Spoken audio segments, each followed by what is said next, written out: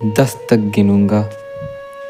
भारत लिखते ही, सुनते ही, पढ़ते ही, दिखते ही या देखते ही, मन में जो पहला विचार आएगा उसे बांध कर रखिएगा, पूछूंगा।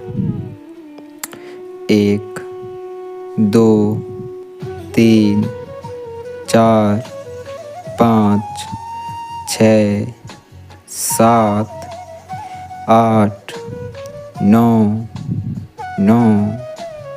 9 हाथ काट कर रख दूंगा। ये नाम समझ आ जाए तो कितनी दिक्कत होगी पता है, भारत समझ आ जाए तो। जयतु भारतम तो कह लोगे, पर श्री वेद व्यास को पढ़ना होगा। पहली ही चुनौती ये होगी कि कुटुंब प्रेम में रहना होगा। और कुटुंब प्रेम में रहना मतलब कुछ खास नहीं कर जाना है, बस सबको मित्र बनाना है और अहंकार जलाना है। अब अपनी भारत माता के खातिर इतना ना कर पाओगे? अरे फांसी को गले लगाओगे तो खुद ही राम कहलाओगे।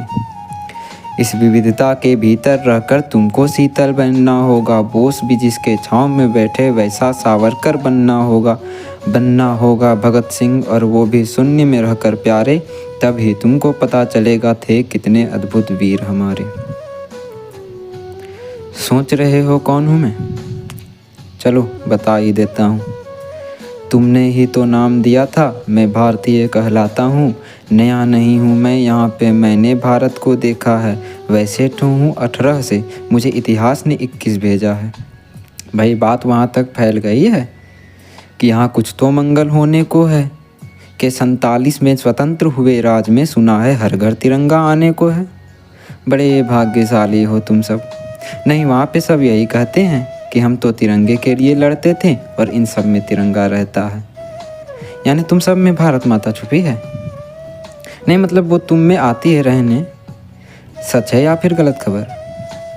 अगर सच ही है तो क्या कहने, तो सबको भारत पता ही होगा। घर के बड़ों ने बताया होगा।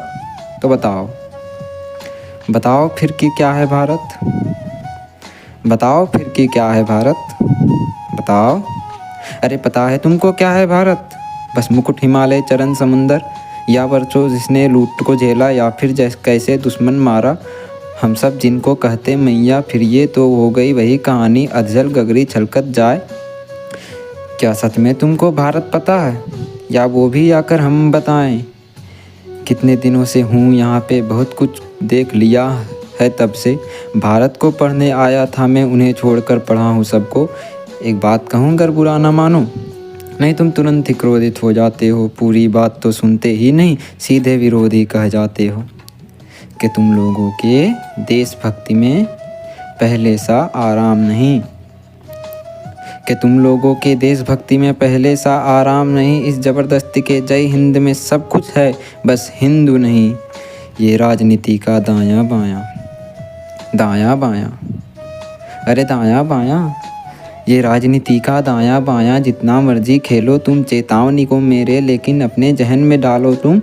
निजी स्वार्थ के खातिर अगर कोई वंदे मातरम गाता हो तो खबरदार। अगर जरूरत की और मेरे भारत को बांटा तो भारत भूखा कवि हूँ मैं, तभी निडर हो कहता हूँ भारत है मेरी हर रचना में, मैं सावरकर में रहता हूँ। भारत की नींव है कविताएं और सत्य हमारी बातों में, तभी कलम हमारी तीखी और साहित्य हमारे हाथों में। तो सोच समझ कर जय हिंद कहो तुम, ये बस आतिश का नारा नहीं।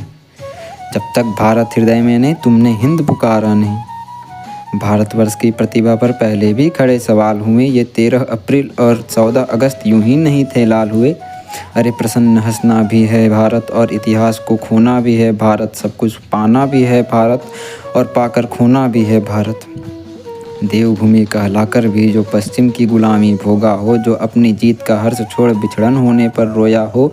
राम जी जिनकी सेवा खातिर बुद्ध के रूप में आ जाए, मंगल पांडे खुद लक्ष्मण बनकर जिनके रक्षक हो जाए। और तुम लोभ, अहंकार, छल कपट सीने से लगा कर सो जाओगे, तो कैसे भक्त बनोगे उनके कैसे भारत समझ पाओगे?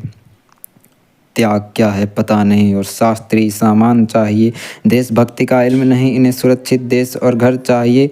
तिरंगा क्या है क्या ही पता, लहराना सबको होता है, पर तिरंगा क्या है वो जाने जो तिरंगे पर मर मिटता है। तिरंगा फहराना, तिरंगा फहराना, तिरंगा फहराना है ना तुमको? निश्चित जनगण गाना होगा, पर उससे पहले भीतर जाकर अपने भारतीयता को जगाना होगा। स्वतंत्रता दिवस का उत्सव है, सब मिलकर खूब मनाना। तिरंगा है हर घर आने वाला, उसको सही जगह पर लगाना। 18 में कोई राह तके है, मुझे उनको लेने जाना है।